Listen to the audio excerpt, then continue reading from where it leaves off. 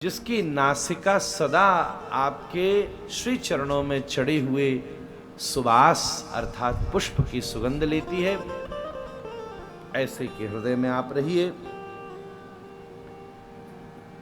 जो तुम ही निवेदित भोजन करहीं, आपको निवेदन करने के बाद भोजन करता है।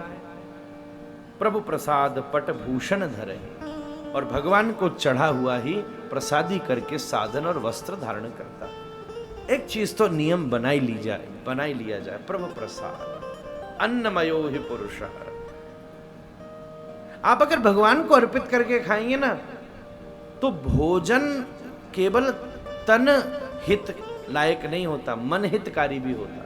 अगर केवल शरीर के लिए भोजन करना होता तो फिर तो घास फूस ही खा रहे होते अभी तक है?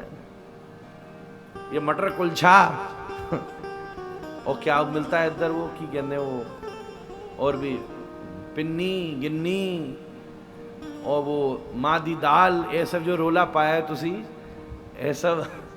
ऐसा मंदा ही रोला है, तंदा थोड़े ना है। रोज खा दो मादी दाल की होवेगा, फिर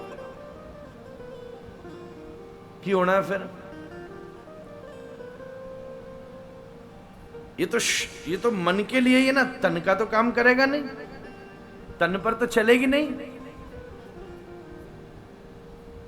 व्यक्ति मन के लिए भोजन करता है। इसलिए हम आपसे एक चीज बतावें, केवल शरीर को केंद्र में रखकर भोजन करोगे तो आज जो भी हम खा रहे हैं वो सब शरीर के विपरीत है और मन भी खराब कर रही है। केवल इतना सा अभ्यास किया जाए, भोजन पवित्र हो तो शरीर, मन, बुद्धि और इसके साथ साथ आत्मा का भी भोजन पोषण करेगा। भोजन पवित्र हो। भीष्म से पूछा गया, आप श्री कृष्ण को इतना अच्छे से जानते थे कि 1000 नामों से आपने उनकी स्तुति करी है, इतना सब होते हुए भी आप कौरवों की तरफ कैसे लड़ गए? तो भीष्म ने उसका उत्तर एक ही दिया, मैं सब तो जानता था पर मैं निर्णय नहीं कर सका। तो बोले, आप जैसा प्रबुद्धशाली व्यक्ति भी अगर निर्णय करने में चूकेगा, ऐसी कौन सी चीज है जिससे आप जैसा बुद्धिमान भी निर्णय करने में बिगड़ जाए? तो भीष्म ने उत्तर दिया, उसका कारण केवल इतना ही है कि मैंने दुर्योधन के द्वारा दिए हुए अपवित्र अन्न का सेवन किया। आहार शुद्धो सत्व शुद्धि, सत्व शुद्धि तो ध्रुव स्मृति। हमने पहले दिन आपको कथा सुनाई थी, दूसरे दिन जो 5 कारण थे। ब्रह्मार्पणम ब्रह्म हविहि, जब विप्रों को भोजन मिला उस समय उन्होंने भगवदार्पण किया। उन्हें तो नहीं पता था कि प्रताप भानु का जो कथा दूसरे दिन सुनाई थी, अगर ध्यान से सुनी हो, याद हो तो भगवान ने उसको इशारा किया कि भोजन न करना, तुम्हारा पतन हो जाएगा, क्योंकि इसमें मिलावट है। अन्नमयो ही पुरुष, उनके हृदय में आप रहिए।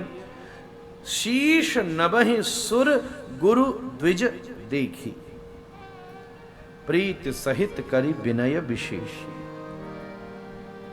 सबसे पहले सुर मतलब देवता, गुरु, द्विज, इनको देखकर जो प्रणाम करने में संकोच न करे, आप उसके हृदय में रहिए। प्रणाम तो सबसे सुंदर चीज है। कोई घड़ा हो, घड़े में गंदा पानी भर रहा हो तो कैसे सफाई होगी? पहले आप घड़े को उल्टा करिए जिससे गंदगी निकल जाए, और फिर उसमें गंगा जल भर लीजिए तो घड़ा पवित्र हो जाएगा। ऐसे ही प्रणाम का विज्ञान कहता है, ये जो हमारा सिर है, जब इसको सुर गुरु विप्र के चरणों में झुकाते हो तो अंदर भरी हुई गंदगी निकल जाती है और शांति का पवित्र जल इसमें भर जाता है।